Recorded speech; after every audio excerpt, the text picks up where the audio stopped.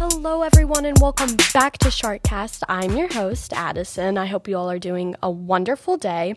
Here is episode 11, season 1, and today we have Officer Girder and a Did You Know question. Also, since it's Black History Month, we're going to be talking a little bit about that. Today, for upcoming events, we have the Counselor Corner, and we're also going to be interviewing Miss Guskey. I hope you all have a wonderful rest of your day, night, or even month.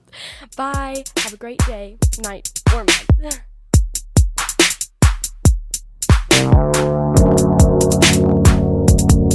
Hello, and we would like to introduce one of our new officers, Officer Girder. Nice to meet you, Officer Girder. How are you doing today? I'm doing good. Thank you for having me. No problem. Always. You're always accepted here. What is your position here at school? So I'm the new school resource officer. What does that mean?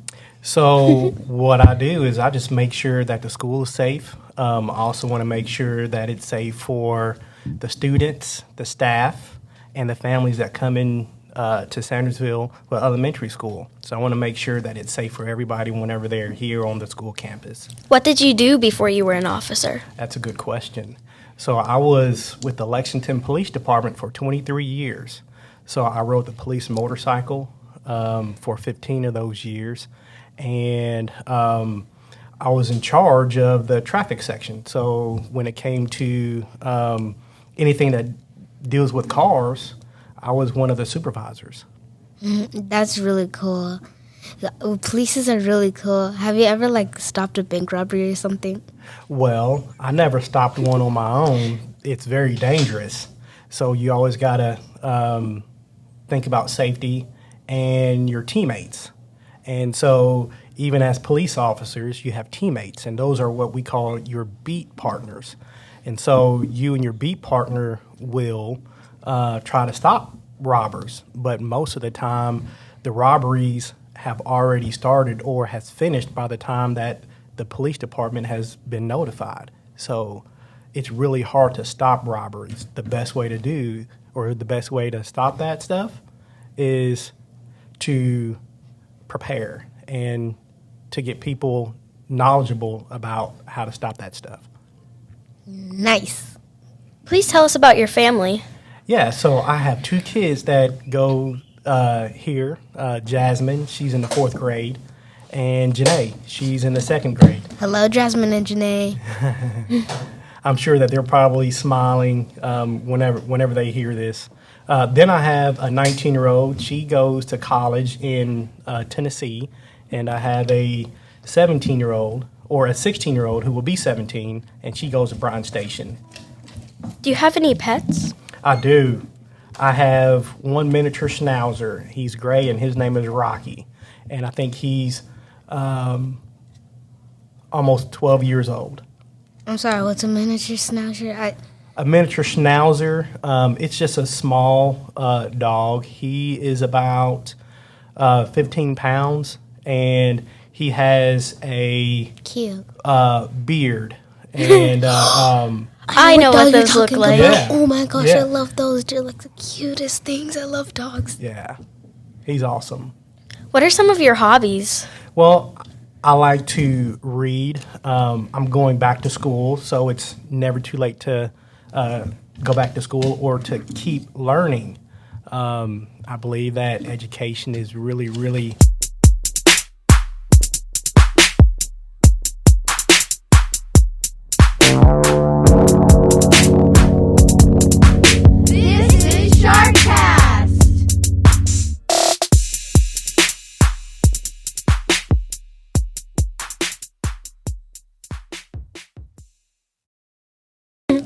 Who dey? The Bengals. Sadly, they lost last night. Did you why watch do the you have game to last remind night? me? Did you watch the game last night, though? I did. I watched the entire game. It was really, really good. So both teams really put forth a good, hard, balanced effort. But unfortunately, the Bengals came up 3 points short. Okay, all in good sportsmanship and football fun. Parker, if you're watching this, sorry.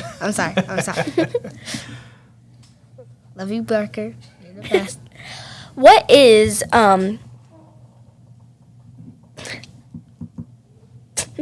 PHL?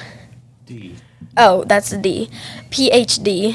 So a PhD, it's basically where you go back to school and you try to figure out other ways to improve a specific type of education that you're learning. So for me, criminal justice, a PhD is it's where you try to find out new ways to change or to improve. And again, for me, the criminal justice field. And so trying to figure out new avenues and ways to make the criminal justice field better. You just have to keep on learning, and you have to do research, and you have to listen to your peers and your colleagues. And once you do that, and once you start to get some information and you compile it, and then you try to explain that to individuals, that's where the PhD comes into play. Quick question. Yeah. I'm blanking on my quick question. Forget my quick question. What are your plans here at Sandersville? My plans here is to make the school safe for everybody. And I want to bring a smile to as many people as I possibly can. And I do that usually with a smile and a positive attitude. So keeping the school safe, smiling, positive interaction with a police officer, I think that's really, really important for kids in the elementary school to start a good, positive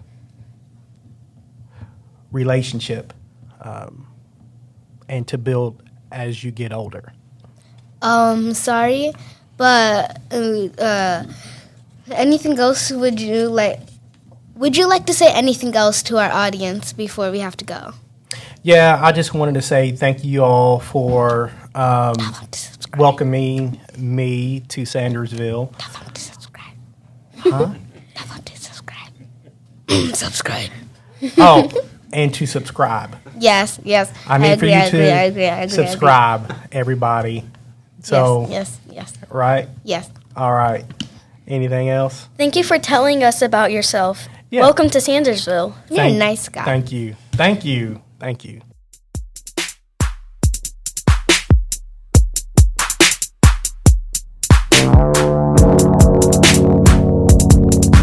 This is Sharkcast.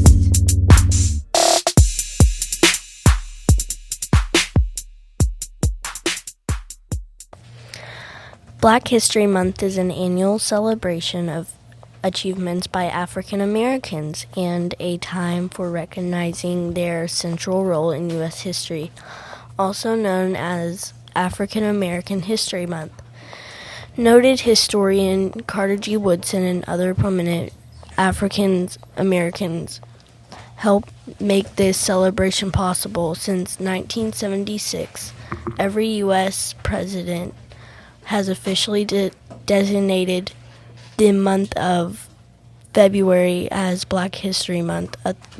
Other countries around the world, including Canada and the United Kingdom, also devoted a month to celebrate Black history.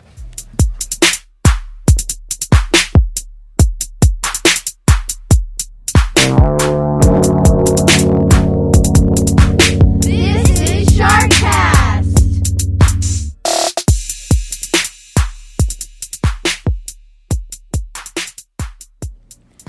Hello, everybody. This is the Counselor's Corner. And for the month of February, our character focus is going to be fairness. Here are some examples of fairness. Fairness is playing by the rules, taking turns, listening to other people talk, accepting other people's differences, not blaming others, and giving everyone a chance. Tiana, what are some ways that you show fairness? When I disagree with someone about a song or a game or anything really, I try to find something that we both like so then we can both enjoy, the same type of song or game. So you try to work together and give everyone a chance. Yes. I love that. Cora, what are some ways that you show fairness? If I'm doing something and someone wants to join, I'll obviously let them join because it's an activity not specific for one person, it's for everyone.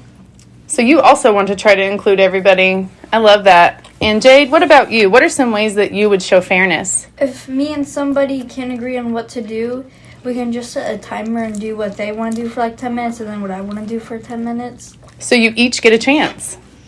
I love that so much too. Thank you guys for sharing. And that is a wrap on the Counselor's Corner.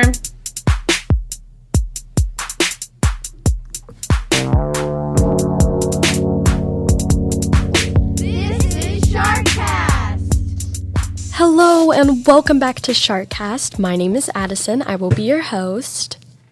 My name is Kanan. My name's Arajane. And my name is Bella. And today we have Miss Guskey joining us. Thank you so much for joining us. How's your day been today? It's been awesome. Thank you all for having me. I'm so excited to be here with you all. It's been a good day. It's Friday Eve, as we like to call it in my household, Thursday, and got to enjoy it with my group of students that I had today. And yeah, just typical day in the lab where we explore and have fun. So. Yeah. And starting off with the questions, tell us about your position here at school. Okay, so I am the K through 5 STEM lab instructor, which means that I see all of you all, kindergarten through 5th grade. And let's see, I have been in this position for 6 years, I believe. And basically what I do is I look at the next generation science standards, which is what you all have in your classrooms as well, and I try to build on what you're doing with your homeroom teachers, and I try to pull out more of the supplies, do some hands-on learning activities to help you all connect to whatever it is that you're investigating in your classrooms. And then when I started this position, we referred to it as more of a science lab, which it definitely still is, but I like the fact that we've transitioned to STEM because we get to explore more with technology and engineering, and the engineering design cycle is something I really love and am very passionate about. So That seems fun. So how long have you been teaching? So this is my 12 and a half year. That sounds kind of strange. So when I was hired on, I actually was hired here right out of college, and I took over for a teacher who had resigned in the middle of the year. And so I started in January of 2011. And so I've been teaching ever since then. Yeah. So you've been here for 12 years? Sort of. So I started off teaching 4th grade and loved my time as a 4th grade teacher. And then for 1 year, I actually was over at Northern Elementary School as a curriculum and instructional specialist. But I missed the classroom so much. I missed working with you all and the students. So the position was available to come back to our sim lab, and so I came home, so to speak, back to Sandersville. That seems fun. Was it really hard for you to come back from after your maternity leave? Yes. Yes, it was. So it's a mixed bag, I think. It was wonderful and exciting because I love being here and love being your teacher and working with you all and seeing your faces every day. But I almost feel like my heart is split in like 3 different places every day. So, my heart and my mind are here with you all, and then my heart and my mind are with my son, Lincoln, who is at school during the day, and then also with my daughter, Isla, who is at home for the time being. And I guess you could say maybe a 4th part of my heart is with my husband as well, so because he works from home during the day. Tell us about your family. So, do you want to know like my immediate family or extended family? It can be like your parent, whoever you want to add in, basically. Fair enough. Okay, so my husband, Chris, we've been married for 5 years, and he's an engineer. He is an aerospace engineer, so he designs airplanes. Ooh. Yeah, and Two scientists. Two scientists. Well, I guess a Engineers. little of both. Yeah. So yeah, we actually met in high school. He was the senior pianist for the freshman choir, and I was a freshman in the choir, and we kind of like peeped at each other over sheet music, and we were friends for a long time until we decided to, take it a step further. And then let's see, my son Lincoln is 2.5. He is wonderful and full of energy. He would live outside if he could. He's very distressed about this rainy, cloudy weather and it being so cold. I think we all are, honestly, but he definitely is looking forward to riding his bike. Santa brought him a bike for Christmas. Ooh. So he's been super pumped about getting that outside. He calls it a motorcycle, though. And then my daughter Isla, she'll be 5 months old on the 9th of February. She has learned to roll from her belly to her back, and she likes to practice that at 4 a.m. So, and she has herself a little party. Like, she'll be in there, and you'll just hear her go, woo! And I'll look on the monitor, and she's just kind of moving her hands on the crib rails, and I have to go in and be, not right now. I need like another hour of sleep, Isla. Let's see, we have a Great Pyrenees at home. Her name's Josie. Josie is massive. She is 120 pounds, and she is only 1.5 years old, so she's a massive puppy, and she thinks that she can fit in our laps. She definitely can't.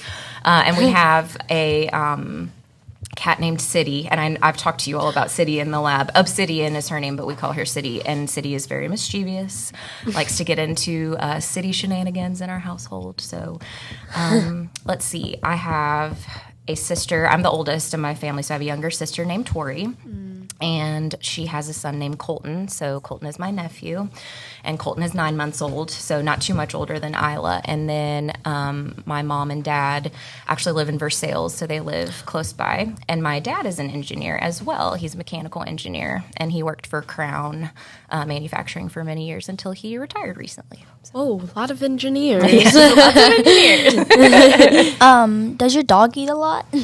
Yes, she does. So let's see. She does about 3 scoops in the morning and then maybe 2 scoops at night. And she loves like the beef.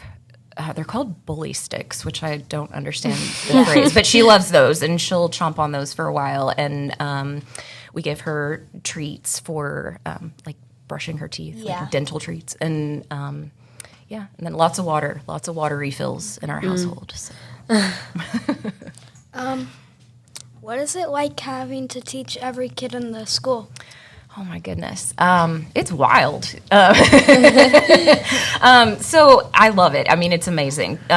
What's really interesting, I was thinking about this the other day, the 5th graders that, like, you all that I have, if you've been here at Sandersville the whole time, I have had you all since you were kindergartners, which is bananas to me because I think about, when I saw you all and met you all in kindergarten and how much you've grown and matured and how much you've learned. And that's the best part, I think, about being a special area teacher is we get to watch you all grow and change and learn from being younger to where you are now before you leave us and go into middle school. It's difficult in the sense that I feel like I'm constantly transitioning because obviously what they're doing in 1st grade is very different than what they're doing in 4th grade. So I might be on totally different topics with grade levels and different skills, are being learned at different times. So like right now, 3rd grade, we're about to start fossils, but 1st grade, let's see, what is 1st grade working on? Light and sound. I'll have different topics going on at different times. So sometimes I have to pause and reset my brain in the middle of the day to remember where I am. But it's fun. So since we had a NTI day on Tuesday, Tuesday, what do you think is your perfect snow day? Oh gosh. Well, I think that's changed over the years. So before I was married and before I had kids, I guess if we heard that it was going to be a snow, well, so NTI days weren't a thing years ago. It was just a regular snow day. So I would see the announcement and I would go back to sleep. So I would sleep in a little bit, and then usually I would get up and make a more elaborate breakfast than I usually have. Like usually now it's a cup of coffee and maybe like a fruit smoothie or something like that. Sounds but good. It's pretty tasty. I like mango because you can throw spinach in with mango and you don't really taste the spinach. But yeah, so I'd make, I don't know, like eggs and toast and bacon or something like that. I love breakfast food, so we do Brenner in our household a lot, breakfast for dinner. So yeah, more elaborate breakfast. And I would read, maybe catch up on a show I was watching. I don't know, catch up on house projects. Like I love organization, so I might, you do? Yeah. Man, there's nothing like a good label. So maybe catch up on that. But now, my perfect snow day, sleeping in doesn't really exist when you have very small children. So usually it's just getting up with them kind of at our usual time, but I get to be there with them, have extra snuggles, just have extra time with them, which is really nice. And then just kind of do our usual routine when we're at home, like when we're on the weekends with our kids and stuff. And then poor Mr. Guskey, I mean, he has to go on to work. So he he works from home 3 days a week, and then he goes into the office 2 days a week. So he'll either go in or stay home depending on weather and what his schedule is doing that week. What are you watching on Netflix? Ooh. I feel like I'm kind of lame. So I just finished Wednesday, which I thought was delightful. I didn't really know what to expect because I like the old school Addams Family. Same. And I was kind of worried that they were going to like botch the characters. So I was pleasantly surprised that they took the narrative in a different direction. So it still has the Addams Family feels, but it's definitely more about Wednesday and her character. And the dance that she does, I don't know if you all have seen it. I won't give too much away because there's some pretty big spoilers. But the dance that she does, I love. I think it's amazing. And I didn't realize that actress just kind of made that up on the fly. Same. I just figured that out. Yeah. I'm like, I mean, okay. How? Like, let's just Like, choreograph wow. on the fly here. You look amazing. And let's see. Stranger Things, and I've talked to you all about that in the lab a little bit. You all know that's my like all-time favorite show. So I'm actually rewatching Stranger Things right now, which is why I'm kind of lame. Just to rewatch my favorite shows. Yeah. So since we had that, I think we should like stop in the middle, like not actually stop, but let's play a little game, and it's called Would You Rather? Ooh. Okay, so pressure's on. Okay. So first question for Would You Rather. Would you rather choose Coke or Pepsi? Can I say neither? Yes. Okay. Neither. So Dr. Pepper all the way, you all. I mean, come on. Okay, and next question. Would you rather drink coffee or tea? Coffee, but as long as it's iced coffee. Yeah. And there is never a wrong time for iced coffee. Like, it can be what it is right now, and I'm still going to have ice cubes clinking around in my coffee cup. So. NFL or NBA? Neither. Okay. NHL. Hockey. Oh, hockey. You're a hockey fan. Wow. Yep. Ooh, what's your... Oh, let's finish this real quick. Okay, I'll ask that after. So would you rather choose McDonald's or Wendy's? Wendy's. Spicy chicken nuggets. For life. Would you rather go to the mountains or the beach? Beach. Same. Yeah. A good steak or a good salad? Ooh, a good steak. Would you rather watch or listen? Oh my gosh. That's tricky. Oh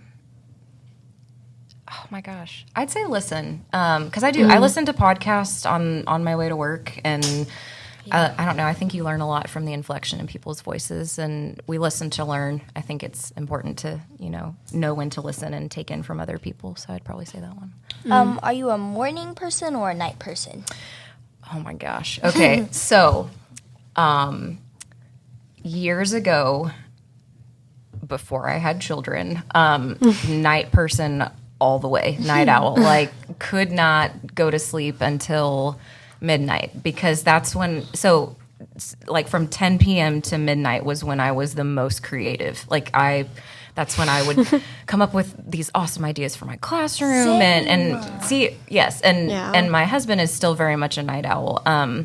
But now that we have 2 kiddos at home, I've shocked myself, because I never thought that I would be the type of person that would get up before my children and savor the silence, but that is what I do. I get up before them and kind of have my own drive in the morning, and I can sit and have my coffee, or I can read, or sometimes I work out in the morning. That's a little sporadic right now. Hot or cold? I need context. Like which weather? Oh man. Okay. Cold, because you can always put on more layers to get comfortable. But if it's blazing, I mean, we definitely don't want to remove layers. Yeah. That sounds like a terrible choice. So, Okay. So back to that little sports. Just that little thing, Yeah. What is your favorite hockey team? The Chicago Blackhawks. Ooh. So do you just watch hockey, or do you watch other sports too? So, hockey for sure. We do watch basketball. We follow UK basketball in our household. That's where I went to school, and both Chris and I went there for grad school. So definitely UK basketball fans. We don't really watch baseball, but we do keep up with the Chicago Cubs. Ooh, the Cubs. Yeah, so my husband's family is all from Chicago, and I didn't have strong team preferences, except for UK basketball. That one has always been standing. So yeah, we just kind of started following his teams when we started dating, and I would rather play baseball than watch it. I played softball up until my freshman year of high school. So I'd rather play. And I know softball and baseball are different, but similar. And then let's see, anything. We do have football on in our household, but that's been a sore subject lately because the Chicago Bears are kind of bombing it. So, so we haven't been as invested in football for the last couple years. So, since Parker's not here, and you watch a little bit of NFL, right? Or NFL? A little bit, yes. Okay.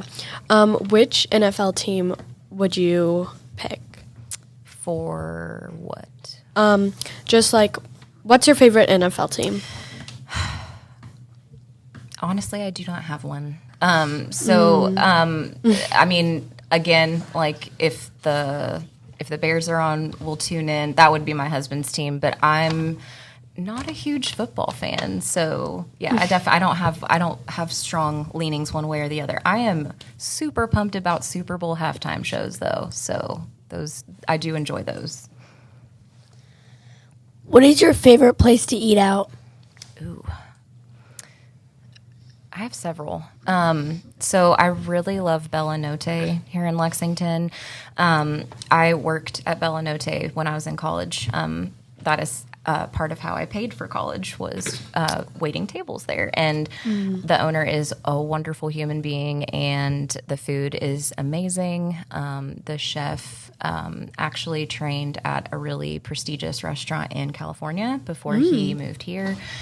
So have some cool inside scoops on that place, but it's wonderful, and it's a local restaurant, and I really like supporting local places to eat. And then they also have kind of like a sister restaurant called the Bella Cafe, and that's a really wonderful place. And my friends and I enjoy going there and just spending time together and eating and catching up. And then I do love Hacienda, La Hacienda. and that's also kind of a local one. And there's one in Brandon Crossing, which is really close to my house. So, I mean, when do tacos not sound good? So I've never been to any of those, so I should probably go and check those out. Add them to your list.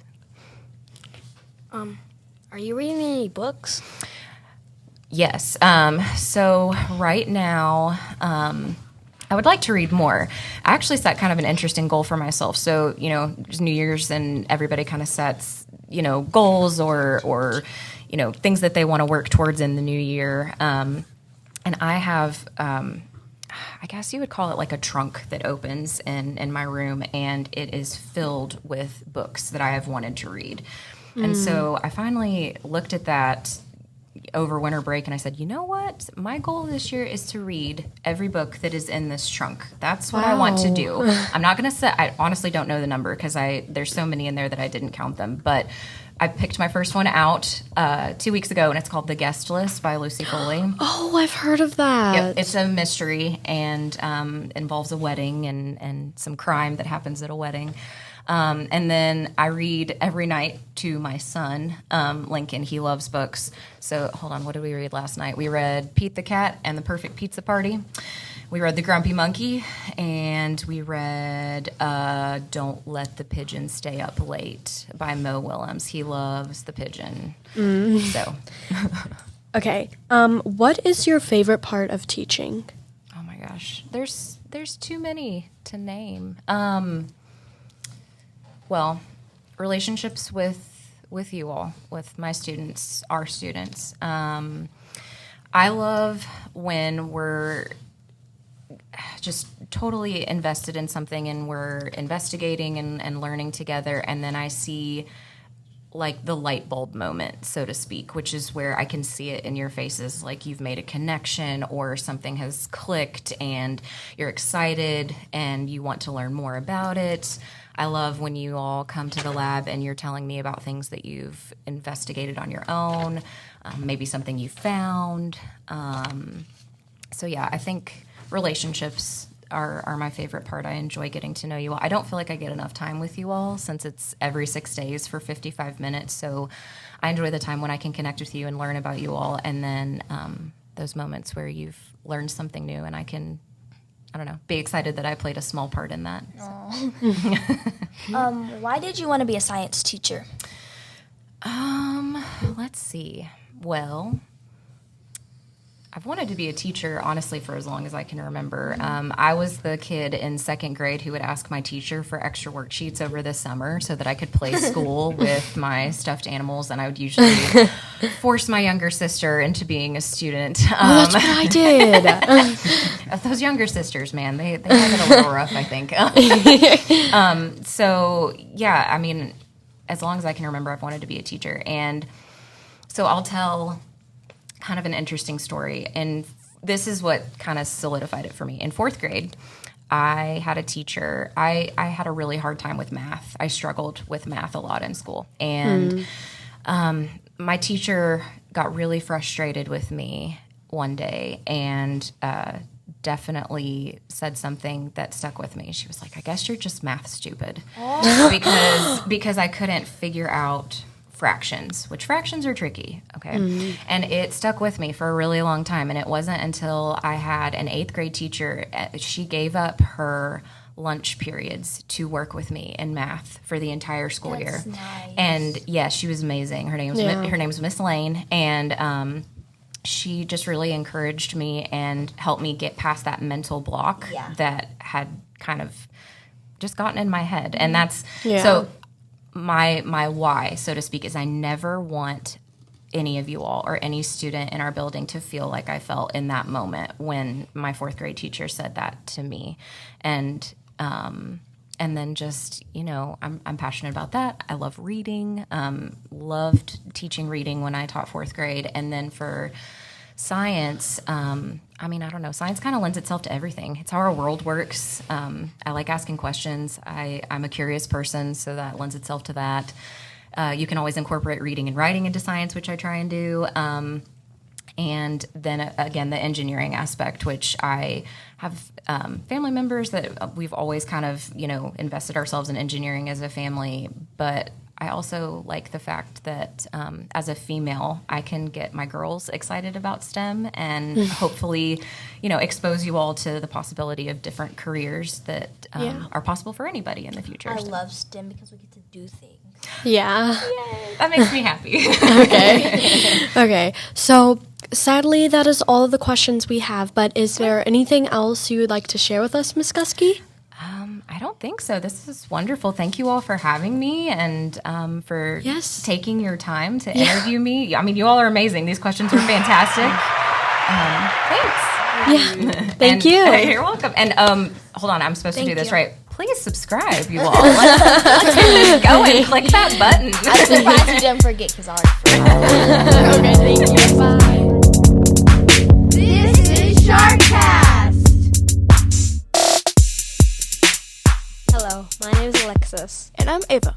And we're going to be talking about the video game Rainbow Friends on Roblox.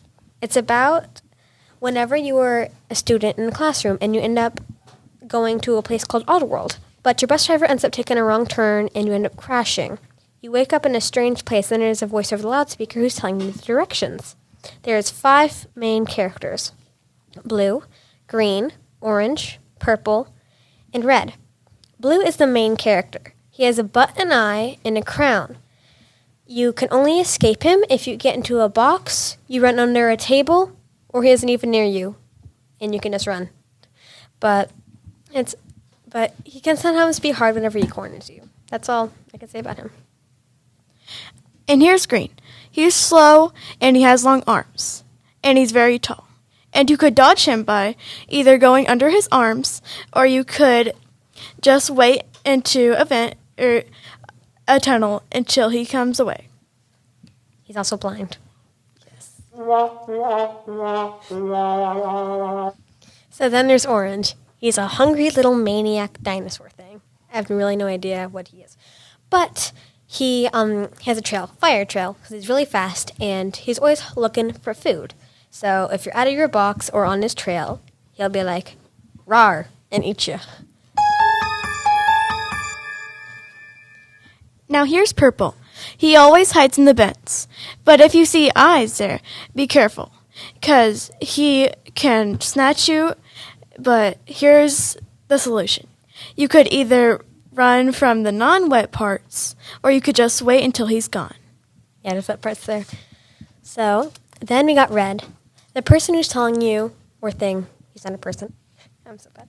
So anyway, he's the one who's telling you what to do. He's telling you the characters and what to do to survive them.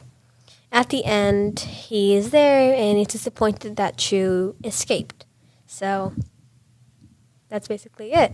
But then we also have the difficulty of the game. Now, if you've played it a lot, like me, I've won it 40 times, it's easier. And if you haven't won it that many times, I would say that it's a lot harder, and most of the time you are scared. Because I've met a lot of people who haven't done it that before, and they're always like, "I'm scared."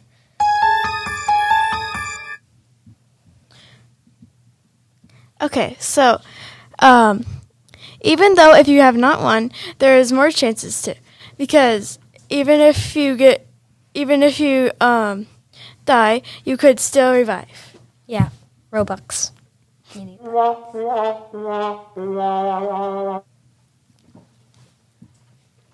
So then, how to win the game? Of course, you have to go through all these challenges and all these monsters. But the main way to win the game is finding the materials you need. So there'll be 5 nights, as I call them, rounds. And each night you have to find. And each night you have to find something. So the first night there's blocks. Whenever blue gets introduced. Second night there's food packs for orange. Then the third night, there's fuses for a machine. The fourth night, there's batteries. And the fifth night, there's actually just a stage where Blue tries to chase you through the vents. Now to escape the vents, you have to go through this maze. And once you reach the end of the vents, you could go outside. And you'll see Blue that's trapped. And then it says you won the game. Yeah, it's actually really fun. It feels really accomplishing whenever you win the game because, like, even though you've won it before, it's like I feel accomplished. So then there's a lot of people who play Rainbow Friends for YouTube, and there's also some of them who will give you tips or different myths that they can test for you. My favorite is Big B. He has given me a lot of different hiding spots and also given me ways to figure out certain parts of the game. Thank you, Big B. So, Ava, do you want to say anything? So I also learned from YouTube on how to hide with hiding spots and also on what they do and their characteristics. So we also have our favorite Rainbow Friends. Of course, I think many people do. My friend, Kanan, mentioned him. He was supposed to be doing this segment with us. He's really nice. I'm glad to have him in our class. And his favorite character is pink. My favorite character is purple because he's just adorable.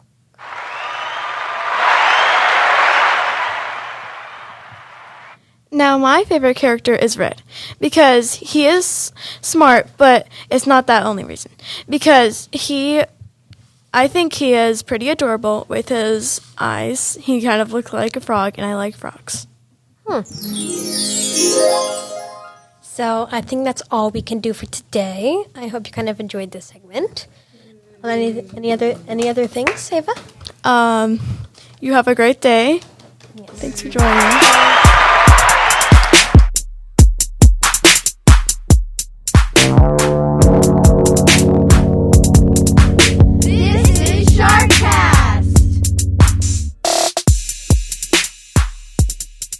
Hello, Sharkcast. It's Ava, and I have a special announcement to make. This Saturday, our amazing basketball team is playing against Coventry Oak at 9 a.m. in the morning. Yes, I know, that is very early. But that's all the announcements I have for you today. So thanks for listening to this week's episode. Ava out.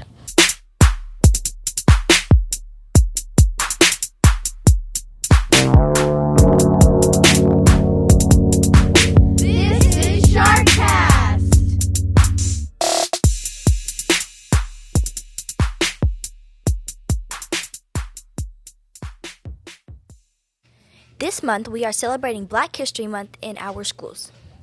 23.3% of students are Black African American.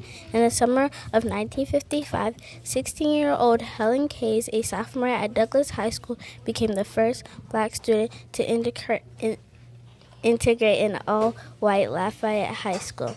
In 1967, Alvin Seals was the first African elected to the Fayette County Public School Board of Education. In 2014, Dr. Marlon Helm became the first African American acting superintendent. After the merge of Lexington City Schools and Fayette County Public Schools, Emmanuel Manny Clark became the first Black superintendent of Fayette County Public Schools in August of 2015. On January 23rd, 2023, Marlon Clark became the first African-American woman to serve on the Fayette County Public School Board of Education.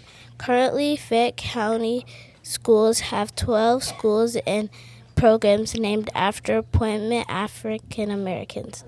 Currently, Fayette County Public Schools has 12 schools and programs named after prominent African Americans. Audrey Grievous, Booker T. Washington, Brenda Cowan, Carter G. Woodson, Edith J. Hayes, George Washington Carver, Frederick Douglass, Garrett Morgan, Martin Luther King Jr., Paul Laurence Dunbar, Rosa Parks, and William Wells Brown. Black History Month with a trivia on our morning show. Today's spotlight was Oprah. Yesterday on our trivia was Muhammad Ali. We are also completing a mural with the help of all our classes as well as a lesson all throughout our school about great African Americans.